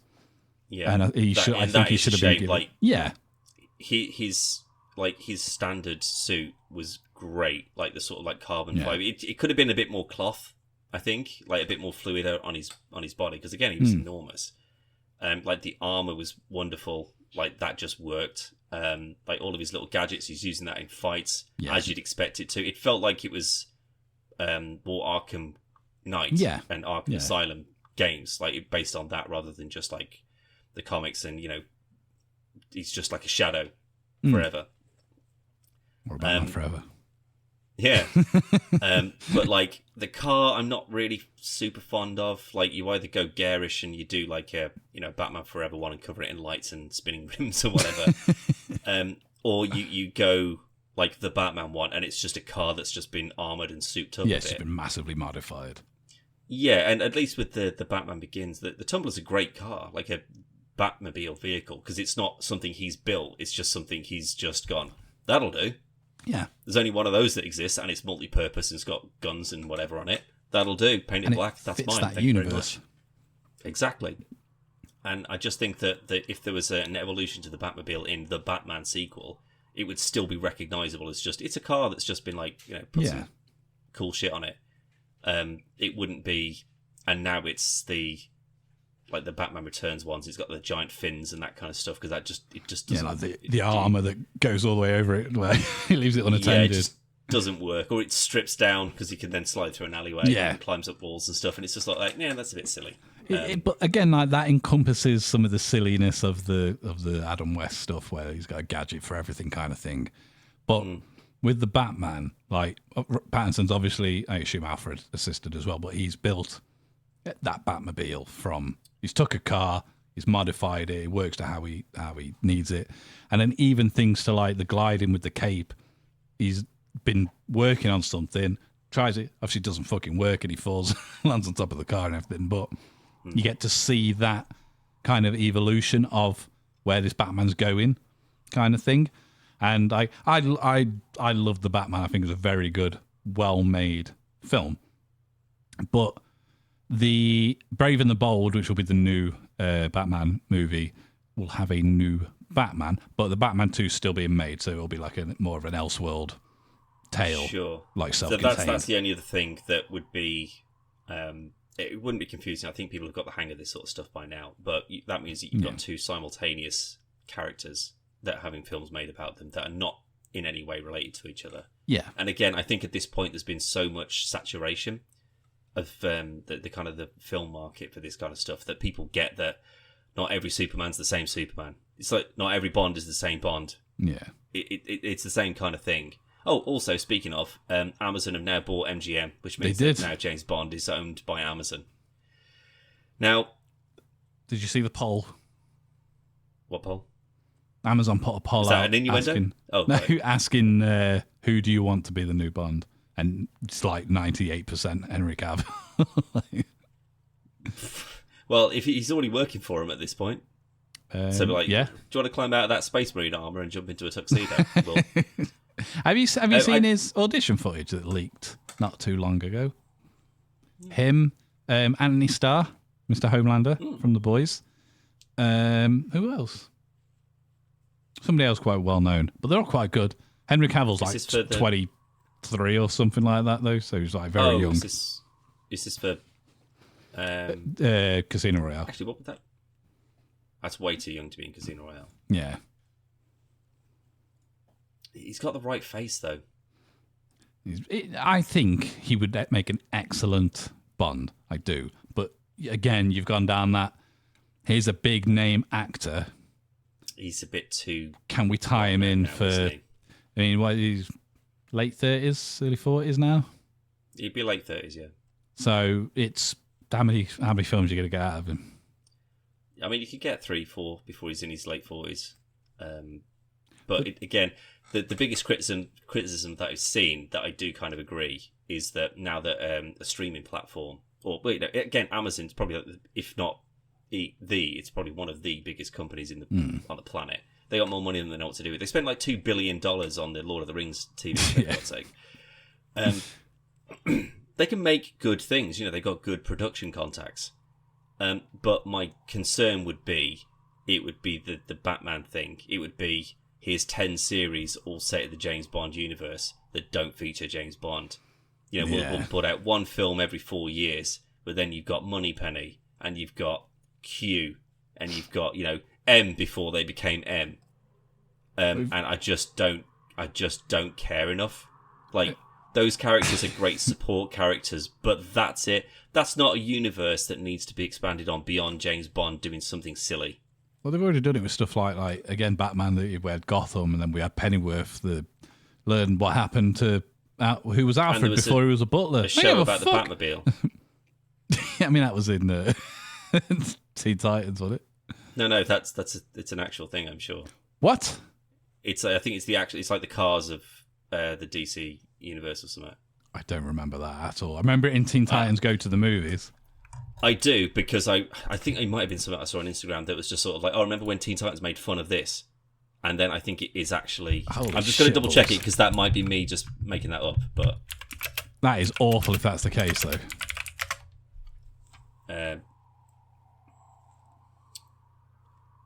I hate everything about I think that may be... Yeah, I think that may be not true. Oh, thank fuck for that. Oh, no, wait, hold on. Yeah, no, it was true. No, it was. I remember the trailer for that. I think we went to see like the Turtles film or something, and there was a trailer. I remember it now. Yeah, Batwheels. Yeah. Bam, Redbird, BB, Batwing, and Buff. That's what you can see Batman naming all his shit that, can't you? Are thrust into hijinks and action as they learn important lessons about teamwork, friendship, and so much more while helping Batman, Robin, and Batgirl defend Gotham. Jesus. Oh, fucking rages. I know, right? But there we go. But that's my point, is that why is that a thing? I get it, it's a kid's cartoon, but so was the Batman animated show, and that was fucking amazing. Yeah, but there's a difference between like a good animated show and just pandering nonsense that doesn't mean anything to anyone. Like, if you've got a kid who loves Lightning McQueen, he's not going to look at that and go, "Oh, this is like Cars, but it's Batman." They're not stupid. Yeah, but they're not going to think that because it's not going to be the same quality as a car. I mean, I'm not a big fan of the Cars films, to be fair, but it's got its audience, and Lightning McQueen's like a household name, but it's not even called Batmobile. I don't know. Maybe Buff is it. There's a big like monster truck, which I don't remember seeing Batman driving at any point, but I assume that's probably Buff. Maybe. Anyway, doesn't matter, Dan, because we're not going to watch it ever. But no, so obviously we'll see what goes on with that. But Batman 2's still being made. Just got to wait. Yep. But I assume we're going to get the Brave and the Bold before we get the Batman 2. Here's your new Batman, cool. And then 2027 or something, we'll see the Batman 2. Well, with Superman, we've got things like Green Lantern, or a Green Lantern, and Hawkgirl, I think. So maybe that is going to be a bit of a jumping off point for, we want to try and get to the Justice League again. But they did the same thing in Batman v Superman, where they just went, and here's the Flash and Aquaman and whatever. Yeah. And just they're all here now, and then bang, here's your next film, it's all them together. And you go, I don't really buy or care about any of this. Whereas this, I think by getting someone like Nathan Fillion, by getting names that you're probably going to be a bit more accepting of it. And again, as long as the performance is there and you go, oh, give me more of that. Like, he's in it for 5 minutes and it's incredible. Put him back in the next one. That's how you're going to build up a Justice League. But you need to just block it out a bit more. But it does seem already from the trailer, though, from the Superman trailer, that they already know each other. So it's not for sure. Who are you? Yeah. Why are you here? Blah, blah, blah. It's already established relationship, and maybe some of the viewers don't know who these characters are, and there'll be a little bit of even if it's just dialogue or something that shows this is who this person is. But I don't think they'll piss about too much on it, and they'll just assume you know who they are, and they already know each other. Yeah, I think more like not Injustice. When they did the New 52 animated films, what was it, Justice League War or something like that? Yeah, that's something like that, where they all sort of have to meet each other and then fight Doomsday in one film. That's Doomsday, Darkseid. But yeah, that was a good sort of like, they all kind of meet each other within about 20 minutes. They all test each other and go, okay, well, we can all kind of work together, and you're not aliens that we need to be worried about. Let's team up. Yeah. Something like that, maybe. But with what we've seen with Guy Gardner with his ridiculous fucking bowl cut and this sort of like new perfect look, he looks a bit sort of Hugh Grant's bewildered kind of Superman. What kind of Batman are they going to put in that? What if it's like the Brave and the Bold cartoon? Any of the other ones. He's like, have you ever watched the Brave and the Bold cartoon? No, I think I've watched some of the Justice League ones, but not the Brave and the Bold. I'd say it's a mixture of like original flavour Batman the Animated Series Batman mixed with a more not quite as jovial as Adam West, but pretty jovial. Not Ben Affleck, not Robert Pattinson, not even Michael Keaton. Just I'd still kind of like the idea of just like they're all sort of a bit silly and they're a bit wacky and whatever, and he's there because he knows he has to be, but he's just infuriated that he has to be there. He's like, God, you people. One of the films where like Wonder Woman and that, like they're all on the comms and stuff, Batman's in the bat plane, and they're like on about turning themselves in to the government or whatever. Batman's like, nah, I ain't doing that. I'm like, we've got to. He's like, I don't have to do anything, and then just flies off. And that's the Batman I want, where it's just like, yeah, you might be all fucking like goody and whatever, but even if it's the right thing to do, I'm not fucking doing it. You're the boss of me. Yeah. But the last bit of news, Dan, one that I'm not sure if you are aware of or not. Mr. John Bernthal, are you familiar with some of his work? Yes, specifically in Wolf of Wall Street. Yeah. And that Baby Driver. He was in Baby Driver. He was also in The Accountant as well. Speaking of which, of him and Ben Affleck, there's a new one. A trailer for The Accountant too. I was a big fan of The Accountant. Good film. Yeah. Good film. The second one looks good as well. A solid film. Quite looking forward to that. But what news pertaining to him? Carl? Well, Dan, obviously we got Daredevil Born Again Season 1 coming March, out in March 4th. Yep, so next week. Yeah, 2 episodes dropping, yeah. So obviously we get to see him again in Born Again. We've seen him in the trailers. We don't know what capacity he's going to be in the series, but we know he's in it. However, it was revealed today that he will also write the Marvel special of a one-off Punisher show. A one-shot. So I think it's going to be like, like the Guardians of the Galaxy Christmas special. As long as he's not singing. I'm assuming it's not Christmas special, and I mean, I assume what they mean is, and what would have been a better example, the Killsmas special. The oh my god, I completely forgot what it's called. The black and white one. The Marvel. Black and white. They did the black and white one, and then they re-released it again in colour. Oh my god, Werewolves of London. It wasn't called Werewolves of London. No, because that's a Warren Zevon song. Werewolf by Night? Well, yes. I assume it's going to be closer to that than Guardians of the Galaxy Christmas special. Cool, because that was fucking great. That was great. I don't mean black and white and stuff either. I just mean it's a one-off thing. There's not multiple episodes. There's one. It's an hour, 2 hours, whatever long. But he's writing it himself. Banging. Bring it on. It's about it, really. And then it just goes on about Daredevil then. I don't want to spoil too much on that because I haven't read too much about it because I don't want to spoil it for myself or for you, Dan. No. But I thought you might want to know about the old Punisher. Yes, that I do want to watch. I got a Punisher t-shirt. I imagine, yeah, you have. It's a really good one as well, to be fair. I'd hope that it's just based around like one particular comic run. Rather than anything specific to, or it could just be like, this is what he's been doing since the end of Punisher season 2. Maybe it's just him. This is how fucking Blade ends up with the Punisher's rocket launcher in Deadpool and Wolverine. Well, I tell you what, it is? For him, I would love to just have a passing him just about to rocket launch a helicopter out the sky or whatever, and Wesley Snipes just walks past and just takes it off him. Yoink. I need this more than you right now. But that Punisher's dead though. In that unit. Well, is he? Well, that's what they said. No, they said it's his. Oh, I thought they insinuated that he died.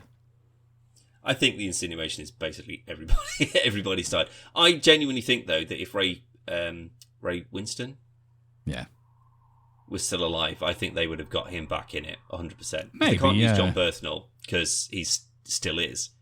They can't use Dolph Lundgren because he's too old, 70. And I think Tom Jane, maybe they could have, but I think that would have been so under the radar. Although I say that John Travolta was in it. Maybe that's one that people would know. Maybe the people would know the Tom Jane one more than they would the Ray Winston one. But he's out of all. Is it of Ray them. Winston? I don't think it's Ray Winston. It is. But he's Thomas Jane is the one like he championed to try and get a really good comic accurate movie. And no, it's not. That's the Cockney fella.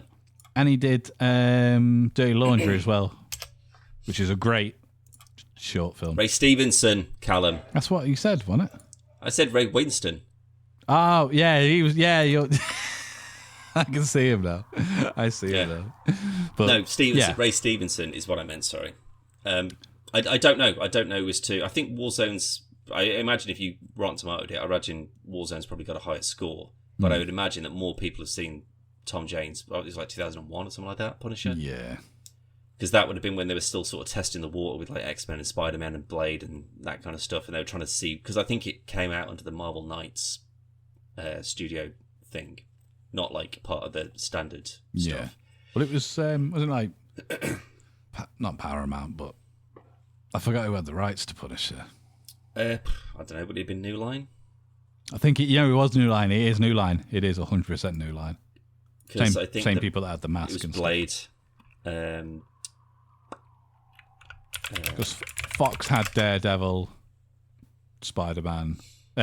Fox had X-Men, Daredevil, and Fantastic Four, and a new line was Blade, Ghost Rider, I think. Ooh, yikes! I may be wrong on this. So the Tom Jane Punisher, 2004 actually, so a little bit later into the whole thing. 29% critic score. But that's now. With, quite frankly, it's not a good one. No, it's not because it's just it's just not aged. It's not a good comic book thing. It's just not violent. It's like a PG-13 or something. Like he drops in on that chandelier. No, that's Warzone. It is Warzone, which is way more violent. Yeah. No, this is the one where he's got like a guy tied up in his fucking basement or whatever, and he's like, "Oh, I'm gonna interrogate this guy," and he sticks an ice cream. Like he's got a blowtorch and he sticks an ice cream on his back, saying, when you burn someone at like 30-degree burns, it feels cold because it's it scorches all the nerve endings." And I'm like, right, you realise that he would just use the blowtorch. Right, he wouldn't pretend to do it. He would burn him alive. He wouldn't have even said it. He'd have just done it. Wouldn't have explained the reasoning for it. He'd burnt him right across the back, and then said, "Right, do you want to answer some questions?" Yeah. Let's have a look at Warzone then for comparison. Warzone ain't bad. Interesting. Warzone 29% critics and 42% audience.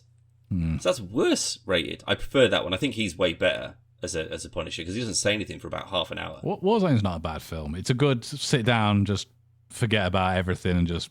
It's Jigsaw in it. It's just so hammy and awful. I think Ray's pretty great in it. But it's that era though as well. Like he's no more hammy than Willem Dafoe is in Spider-Man. No, but. Yeah, but that works. This doesn't. It's just sort of like he's just got like that classic Italian mob accent, and it's just, it's not good. But if anyone was to be shown up, I would have assumed it would have been him. But yeah, you can't use personal. I think Tom Jane would have been a cool little thing if they could have got him, but yeah, maybe not. One of them. 'Tis what it is. But I mean, we'll see what happens. I'm very much looking forward to Daredevil. I've actually started watching Daredevil again in preparation. That's probably not a bad shout, mate. I probably should do that as well. And it's still as good as it was when it first started. However, because time is of the essence, I skip the intro now. I never used to skip the intro because I used to really like the Daredevil intro. Dun, dun, dun, dun, dun, dun, dun, dun, dun. But I skip it now. Like, sorry, can't. On a fucking tight schedule here. 400 times. Yeah. But I'm really, really looking forward to it. There is a new trailer out for Born Again, but I haven't watched it because again, I've got all I need to know from the first one that we saw. Yep. And that'll do me. So we did ask though. She said when in the other trailer. Why has he got all these different costumes? Why wouldn't he? Well, he's had multiple costumes. That's what I've seen him have multiple costumes. He doesn't bin them, does he? When he's done with one, he's got himself an upgrade. Maybe he's been like the original tights over his head and just a jumper and black trousers. I don't know. I think that's a bit easier to explain away if someone finds it in his wardrobe then. But it's like I was saying to her, I was like, it's no different than like Iron Man's got multiple costumes, Superman's got different costumes, Batman's got different. They're just superheroes, and for the most part, especially in Daredevil's case, when all these superheroes and comic book characters have these different options, it's toys. That's the main. Yeah, it's merchandise. Yeah. And somebody like Daredevil in particular, where it doesn't change except this one's yellow, this one's red, this one's black. There's nothing different on the suit.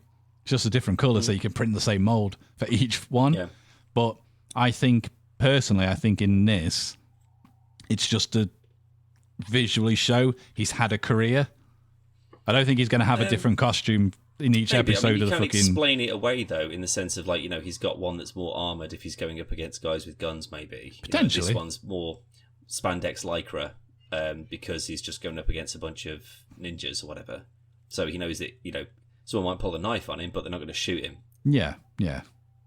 I mean, there might be tactical reasons for some of them. I'm purely just trying to think of explaining it away, but it just means that when you're watching a dark scene, you know who's who. He's the guy in the red. Everyone else is in black cargo trousers and hoodies. So, but it's just I just found a really odd thing for somebody to ask. Like, why is this? I mean, he's not a superhero, but why is this comic book character got these different outfits? What do you fucking think? Why have you got different outfits? Just because he's blind doesn't mean he can't have different coloured outfits. Well, maybe no one's told him they're different coloured. Yeah, maybe he thinks they're all red. Maybe he thinks they're all black. He's going, yeah, they're black, yeah. Yeah, you'll definitely blend in. Let's see you stick to the shadows now, gold pants. Yellow head.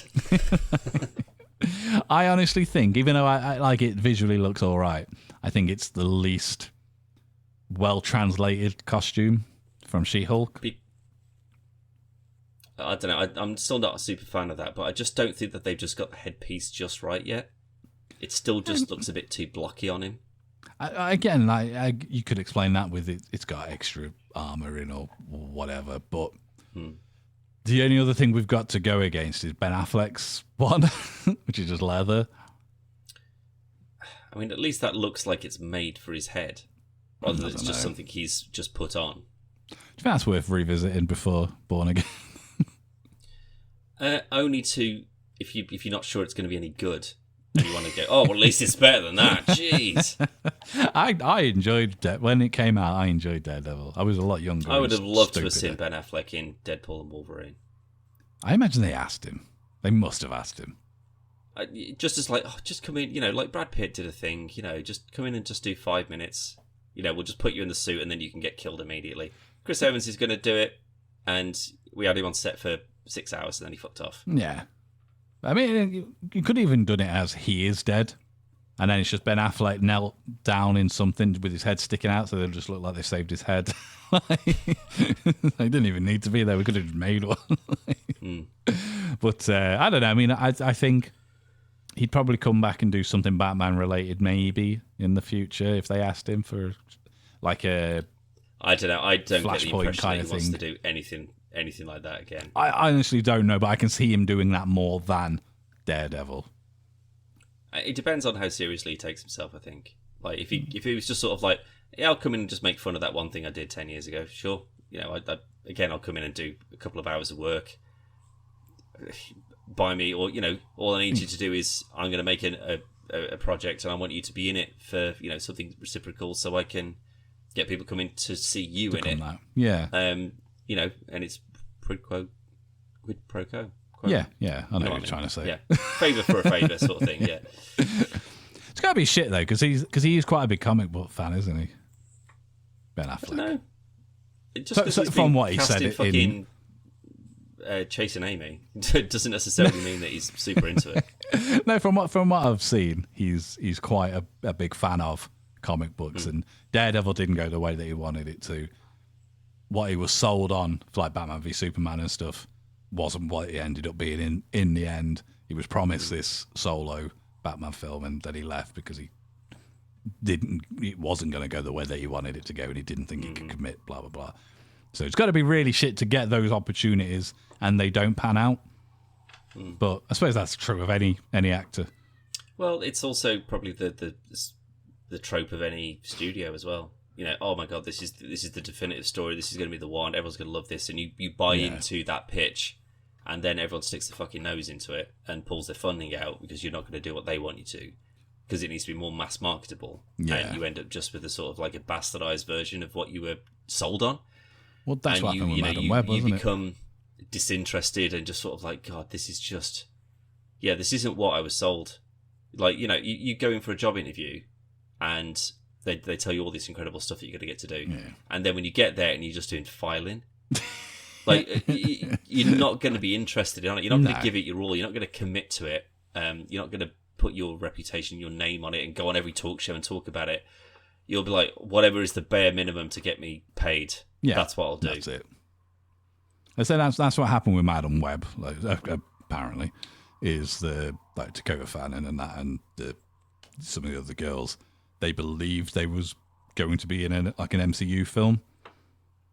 Obviously, that wasn't the case. But they've all said that, but you've got to be really stupid to go, that's cool. So where's all the Disney people? Any of them going to, like, where's Kevin Feige? I think that if anything, you'd use that as a leveraging position for your agent. Yeah. To be like, well, this isn't associated with a Disney property currently, other than just kind of passing in name for a spider thing, kind of in name. Yeah. So, bump us up by another 25% just in case this goes down the fucking pan and I can't get a career off the back of this. So at least I'm protected. I mean, to be fair, like Sydney Sweeney and Dakota Fanning, I don't think they're going to struggle getting work. But maybe not, but it's probably because people feel, God, that wasn't really their chance to shine. They've already had other projects that they've been in, but we can do something better with them. Yeah. It's like Adam Scott. Adam Scott doesn't need to be in that. But I assume it's kind of like you just sort of, we want you in as a kind of a named character to some degree, but if this doesn't go anywhere, it's not your fault. Yeah, and I suppose. It's just that if anything, he was Ben Parker, wasn't he? Yeah. So if this had magically managed to do really well, then he could have been called back to do 2 and 3, and then had a bit more of a role in something that's developed into something a bit more profitable. Yeah. But if no one ever hears from it again, no one's going to remember Adam Scott being in that terrible I forgot film. he was in it, so you just said it. So my point it's already worked. Yeah. I mean, like, it's fortunate that the majority of the cast were already established actors. And I think if these were all up-and-comers, that's it. Done. You've had your chance. And how disappointing that would be. Exactly, yeah. And especially as in that situation, you are going to go, yeah, I would love to be in a fucking Marvel comic book movie. Who wouldn't want to be? It's by Sony. I do get the feeling that like, well, we want to be in this thing. It's, it's based on the Spider thing. And they go, oh, it's a Spider-Man film. And they're like, it's Spider-based, yes. Yeah. Like, they legally, they sort of like, no, we can't say it's a Marvel film. Can't say it's in the MCU. It can't say it's anything to do with Spider-Man. The only tenuous link we've got to it is one bit part. Oh, and Emma Roberts is in it as well. What a fucking waste! Oh, that whole film's just a waste of talent and everything. It's better than Craven. I still haven't seen it. No, it's not. Craven's better than Madam Web, but it's not by much. I'll tell you that much. But that's devastating. It wasn't great. Wasn't good. Had potential, as do a lot of things. But I think we leave it there, Dan, because we've gone on for way too long. If it doesn't seem like it's that long, looking at the timestamp, it's because I cut a lot of that quiz out. Yep. But it's actually been about nearly 2 hours. Indeed, I felt every minute of it. But it's been fine. It's been lots of fun. But if you want to see more fun and more shenanigans and other things that have been going on, you can go to podcastversusplay.com. It's all going along the bottom of the screen right now. You can check out Dusty Cowboys, which is our return to Red Dead 2 after like about 11 years for myself. But it's really fun. Really good video. Check it out. Obviously, aforementioned reviews and everything else. And we'll see you on the next one. Bye.